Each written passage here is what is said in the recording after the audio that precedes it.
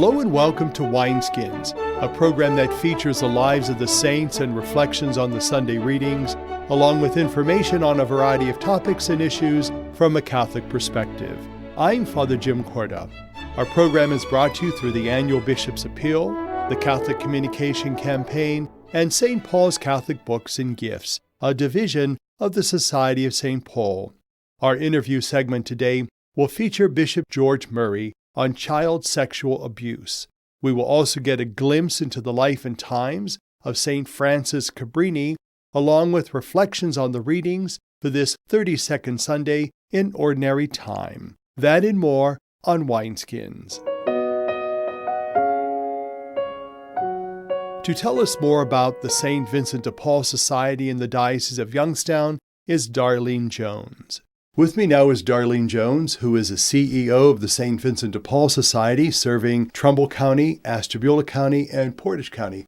Welcome to Wineskins. Thank you, Father. You know, it's always nice to have someone from the St. Vincent de Paul Society with us because the work that the Society does is just so necessary and so important and has been going on for many years. Tell us, before we get into really the work of St. Vincent de Paul now, something about yourself. Sure. So I actually come from the private sector. I have been working with St. Vincent de Paul here for about 9 months, 6 months on staff as CEO. I was so touched and embraced their mission and their ministry when I was working as a consultant. They asked me to come on board and kind of give them a glide path forward. And I have to say, all of the skills and tools that I've learned over the decades from working in the private sector transition into nonprofit. So it's nice to be able to go to work every day and feel like I'm doing something relevant and literally making changes in people's lives. So this has been a wonderful experience for me. I hope it is for the members and conferences within our organization as well. I'm sure it will be. One of the things I notice is that part of what you will bring is some restructuring to the organization. Tell us what that will look like when it's completed. Of course. So, we've been in the area now for 89 years, serving our neighbors in need. And what that means is while we are entrenched here and certainly serving a need in the community, our membership tends to be a little bit older. And sometimes we just need fresh perspective on how to move the organization or move the train forward. So that's what they've asked me to do. We are making some changes. We have some exciting new programs coming up. We are looking at how we act or react and interact in the community in a little bit different way than maybe we did 50 years ago. And we just want to be sure that we're relevant and that in 90 years that we're here and we're still serving our neighbors. I know that the counties that you serve, there's 3, Trumbull, Ashtabula, and Portage. Do you notice that within those counties there are a lot of similarities or a lot of differences? Very similar. So our biggest base right now is Trumbull County. This is where we've been the longest number of years. We have 12 conferences spread between those 3 counties, but really the similarities are there, without a doubt. We're finding that the opioid crisis has had an enormous impact here. So we are working with families on a daily basis that are coming out of rehab. By the time they get to rehab, they literally have no resources left. They have no home, no apartment. And when they come out, they are left with just the clothes on their back. So we're feeding families now. Families are being reunited and find themselves in an apartment with nothing. 4 children and a mother who's come out of rehab with no beds, no furniture, no food, no way to really care for a family. And that is really not unique to one of these counties. It's unfortunately a dynamic we see in all areas. What I'd like us to do is kind of go back to something you mentioned about kind of an aging personnel who participate in the society. I think a lot of that is because our church is a lot of seasoned Catholics. We don't see a lot of younger people in our midst. Why is that still part of the society, but what are you doing to try to bring some fresh and young blood into the organization? Great question. Yeah. Volunteers are the lifeblood of our organization. One of the ways that we're reaching out to younger person is through a program that we're rolling out called the Young Vincentians. or the young Vinnies. And what we're finding is that, a lot of these young people have a heart for this ministry, want to be able to serve neighbors and really make a difference in their community. And that's one of the ways that we're reaching out. We're also doing that with the volunteer base that we have. If we have a seasoned Catholic as a member, their families and their younger family members tend to have the same heart, same background. And so, we're trying to pull our current membership and our current volunteers and get their family members and friends engaged as well. In closing, if there are people that would like to learn more about the St. Vincent de Paul Society or be part of it, what do they do? Who do they call? Where do they go? Sure. Well, there are a couple different ways. You can go to the website, svdptrumbull.org. You can go to our Facebook page, St. Vincent de Paul Trumbull. Certainly information there. And you can call a couple different numbers, but 330-369-4198. Ask for myself or Danilo, the Trumbull Executive Director, and we'd be happy to answer questions and, share some of the opportunities that we have in St. Vincent de Paul now. Well, Darlene Jones, it's such a pleasure to have you on Wineskins. We look forward to your presence again, and thank you for the work that you do. And God bless you in the restructuring phase and in the transition, but also in the great work that St. Vince has done over these many years. Thank you. My pleasure. For Wineskins, I'm Father Jim Korda. St. Francis Xavier Cabrini was the first naturalized citizen to be canonized. To tell us more is Pam Pasquale. She is from St. Charles Church in Boardman. St. Francis Xavier Cabrini is the first citizen of the United States to be canonized a saint. The process began only 11 years after her death, and she was canonized on June 7, 1946. Born prematurely in Lombardy, Italy, she was baptized Francesca, and from the age of reason, fervently desired to be a missionary. After applying to enter religious life in several communities and always being turned down because of her frail health, she was advised by her bishop to start a religious community herself. As a result, she founded the Missionary Sisters of the Sacred Heart and received approval in 1889 by Pope Leo XIII to go to the United States, where there were many Italian immigrants. Within a few months after the arrival of the first group of sisters, Mother Cabrini had already opened an orphanage and a school. She became a naturalized citizen in 1909, and during the remainder of her life, she founded a total of 67 charitable institutions and houses of her congregation. During her lifetime, she obtained a number of special favors through her prayers. She died in Chicago just before Christmas in 1917. The opening prayer of the Mass makes specific reference to the fact that Mother Cabrini went from Italy to the United States to serve the immigrants. Her heart had been set on going to China, but both her bishop and Pope Leo XIII had insisted that the missionaries of the Sacred Heart should work in the United States. Mother Cabrini traveled back and forth to Italy more than 25 times, bringing back other sisters for the ever-expanding apostolate. Our petition in the opening prayer is that from the example of St. Francis Xavier Cabrini, we may learn concern for the stranger, the sick, and the frustrated. In spite of her poor health, Mother Cabrini was a veritable dynamo of energy. At the same time, she was a woman of deep prayer and union with God. Her motto was taken from St. Paul, "I can do all things in Him who strengthens me." The example of St. Francis Cabrini is especially relevant to Catholics in the United States today. Her devotion to the service of the poor, the underprivileged, and the sick should prompt many individual Catholics to become active in works of charity for the needy. Moreover, in view of the tensions and prejudice that foster racial injustice, Mother Cabrini can help us to see Christ in all the men and women we meet. The opening prayer reads, God our Father, you called Frances Xavier Cabrini from Italy to serve the immigrants of America. By her example, teach us concern for the stranger, the sick, and the frustrated. By her prayers, help us to see Christ in all the men and women we meet. For Wineskins, I'm Pam Pasquale. Welcome to our show, Promise to Protect, Pledge to Heal. I'm Father Jim Korda. Joining me is Bishop George Murry. Welcome to our show. Thank you. Happy to be here. You know, Bishop, I think we'd like to focus in the beginning of our show today on the Dallas Charter. We know almost 20 years ago this came into effect, but there were obviously policies prior to all of that.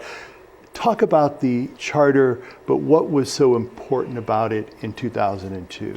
Well, Father, if you remember, the Boston Globe did a series of stories on the Archdiocese of Boston, which revealed that a number of priests had been credibly accused of inappropriate behavior with minors. Many of them had been sent off for psychiatric treatment, come back into the diocese, and had, on the advice of psychiatrists, been reassigned. And the American Psychiatric Association at the time was claiming that an attraction to prepubescent children or post-pubescent children could be cured. Around 1985, they changed their position that it could be controlled but not cured. So there was a lot of criticism that was raised against the church, and specifically in Boston, about reassigning these people to parishes where many of them offended again. We, as the American bishops, gathered that summer in Dallas and developed the Charter for the Protection of Children and Young People, where we said that if a person offended in this way, was abusive of a young person, that person could no longer continue in ministry. The person had to be removed from ministry completely and could not be reassigned. The Holy See approved that, and along with removing the priests, it was required that each diocese create various programs to prevent this from happening again, information programs, education programs, and that each diocese have a review board of professionals to help the bishop look at this and make the best possible decisions. I think the Charter was extremely helpful, and the key to that for me was that Pennsylvania report where they revealed how many priests had offended in this way, but of the number that they had, only 4 had offended after the implementation of the Charter. The others had all been before the Charter. I think the Charter has been effective, but I think it also has some problems that need to be resolved. Let's go back to that word you used, credible. Why is it so important for us to have a credible allegation? Because we're talking about human lives here. Oh, we are, and that's exactly why credible is so important. Anybody can make an accusation, and we know that not only in terms of child abuse, but anyone can call the police and make an accusation that someone stole something from them or someone insulted them. We have to look carefully at every allegation that comes in, and the word credible means that the preponderance of the evidence is that this, in fact, happened. We have had cases where someone's made an allegation. The group that we use to investigate these allegations is a private investigation firm made up of former FBI agents. They will look into this and say, this could not possibly have happened because the person claims that this happened here when the person who's being accused was 5,000 miles away. And if a public announcement is made, which we always do if there's a credible allegation, that person's life is ruined. And so we have to be careful before we say that this is a credible allegation. Now, sometimes when a priest or a brother or a sister or a lay church worker is accused, they have admitted that this is what they did. Okay, then it's very simple. Other times they've denied it and maybe admitted it later or maybe never admitted it, but the preponderance of the evidence indicates that this happened, and that's when we act. Let's talk about that whole sense of laicization. We know that there are many priests who were laicized as a result of this. What is that involved and how significant is that? Well, it's very significant because the person is no longer able to function as a priest. Now, there are some priests will make an appeal to the Vatican, and especially if they're elderly, the Vatican will often say, you may continue as a priest, but you may not function as a priest. You cannot celebrate Mass publicly, you cannot wear a Roman collar, you may not present yourself as a priest. Now, sometimes people will say to me, is there anything that a priest can do who has been removed from ministry? And I always say, yes, there are two things he can do. First of all, the priest may celebrate Mass privately, which means that, according to canon law, there would be no member of the faithful present. The second thing he can do is an act of mercy. Even if a priest has been restricted in his ministry, he can hear the confession of a person who's in imminent danger of death if no other priest is there. That's merciful so that that person doesn't go before God with the stain of sin on his or her soul. But those are the only things that he can do. We know that over the years that has been unfortunately questioned. Let's talk how important that is and why that's preeminent right now. It's extremely important because the bishops have got to lead on this. And I think the credibility of the bishops has been called into question because not all the bishops followed the charter. Some of them made personal exceptions and said, well, in this diocese, we won't follow up on this because we don't think it's very important. All the bishops have to follow up on the charter. And secondly, all the bishops have to be accountable. I mentioned a moment ago there were some problems with the charter. One of the problems was that it held priests and deacons accountable. It didn't hold bishops accountable. It didn't hold bishops accountable for cover-ups, for simply not coming forward with this information. The new revisions of the charter that we're working on right now, and we will pass with the approval of the Vatican, put the bishops into the charter and say that we also must be accountable, and a bishop can be removed if he does not do his duty. For more information and to listen to Wineskins, visit the website of the Catholic Diocese of Youngstown at www.doi.org. Stay with us. We'll be right back. Many sisters, brothers, and religious order priests served for little pay, and now their communities lack retirement funds. I spent 34 years as a teacher. I just loved interacting with the students. Gifts to the Retirement Fund for Religious help provide for medications, nursing care, and more. An annual collection is held in parishes across the nation. I always remember you in my prayers. Please give to those who have given a lifetime. Visit retiredreligious.org. 33 million Americans have descended into poverty. And as their futures fall, so does our nation's.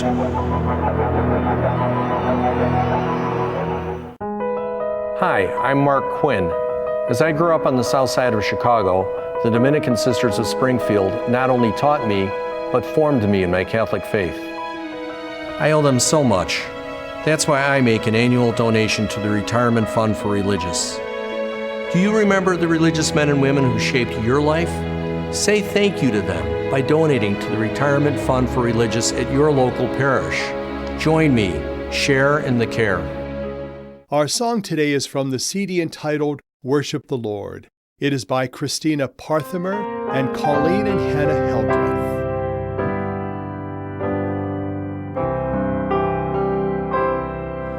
This vessel, Lord, is only earth, feeble and crude, of little worth, but oh, within our beauties rare and mighty anthems echo there.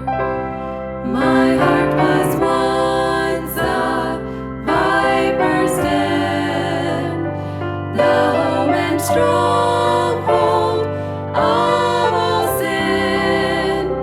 But oh, the change that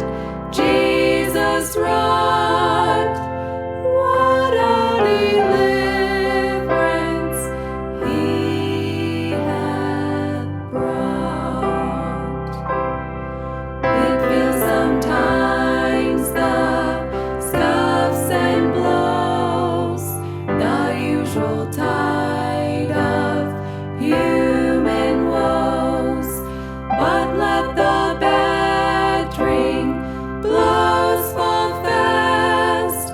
The inner life shines on steadfast.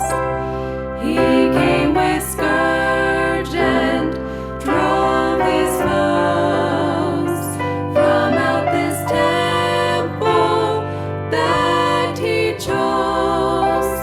He cleansed it then with holy fire and furnished it to his desire. The furnishings he made complete, the candlestick, the mercy seat, the covenant within the ark. All these are found within my heart, where once were haunts of dark despair. He placed a golden altar there, where holy love flames day and night, and floods the temple with its light. He put an organ in my soul, through every room the sweet chords roll. Sometimes it swells so loud and clear, it seems that everyone must hear. My soul was once a humble bear, diamonds and pearls and rubies fair bedeck the aisles that now are trod, and indwelt by the living God.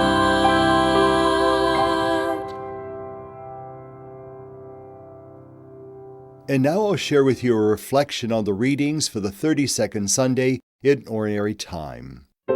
It seems strange that today's scripture readings speak of a theme which is usually celebrated at Easter time, namely, the resurrection of the dead and life everlasting.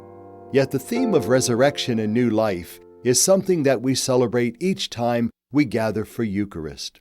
Why is it then that the Church places these readings near the end of the liturgical calendar year, right before Advent and Christmas? Perhaps the Church, in her wisdom, realizes that it is in these days that we especially need to be reminded of our hope and life in God. In a world where Catholic missionaries are martyred for the faith, where innocent women and children live with the reality of domestic violence, where over 1 million unborn children are aborted each and every year, where the threat of atheism and prejudice grows stronger with the passing of each day, and in a world packed with terrorism and the killing of innocent people. It is in this world, in the place where you are and I am, that the Church reminds us of the value and dignity of all human life. I would like to draw briefly 3 simple lessons about life, lessons that I trust will give us strength and perseverance in these complex and complexing days. Number 1, life is a gift from God. Jesus believed this about his own life and the lives of others as well. This was the reason he treated all people with respect. They were the children of God. The spark of life that burned within them was a direct gift from God himself. If you and I would learn to think of ourselves and our neighbors in that sense, we would do a better job of living. Remember this, our life and the life of every person we meet is a gift from God. The second lesson is this, life is a mission from God. How often we encounter that in the thoughts and teachings of Jesus. On one occasion, he said to his disciples, "Doing the will of God who sent me, and bringing God's work to completion is my food." On another occasion, he said, "It's not to do my own will that I have come down from heaven, but to do the will of God who sent me." Your life and my life are not meaningless accidents. Our life is a divine mission. Our assignment is to finish the work of the God who made us. The third and final lesson is this: life is a companionship with God. Listen once more as Jesus talked with his disciples. "I am not alone. I have at my side the one who sent me." Then again he said, "The one who has sent me is with me. God has not deserted me." Jesus had such a keen awareness of the presence of God that he was never alone, not even in hours of desolation and solitude. God for Jesus was not back there in history, or up there in heaven, or out there in the future. God was the ever-present Father and friend and companion. Life for Jesus was a great adventure with God, so real, so rich, and so radiant that it was worth going on forever. And for you and me, it can be the same. For Wineskins, I'm Father Jim Korda. Life for Jesus was a great adventure with God, so real, so rich, and so radiant that it had to go on forever. And for you and me, it can be the same. Wineskins is made possible by the annual Bishop's Appeal, the Catholic Communication Campaign, and St. Paul's Catholic Books and Gifts. Wineskins is produced by CTNY, the Catholic Telecommunications Network of Youngstown. I'm Father Jim Korda, thanking you for being with us. Have a blessed Sunday, and may God be with you.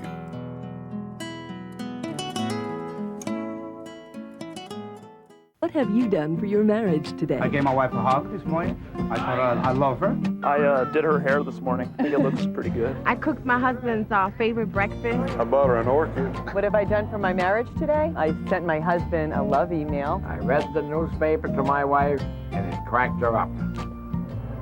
But she's still laughing. What have you done for your marriage today? Make a change for the better. Need help? Go to foryourmarriage.org, a message from the Catholic Church.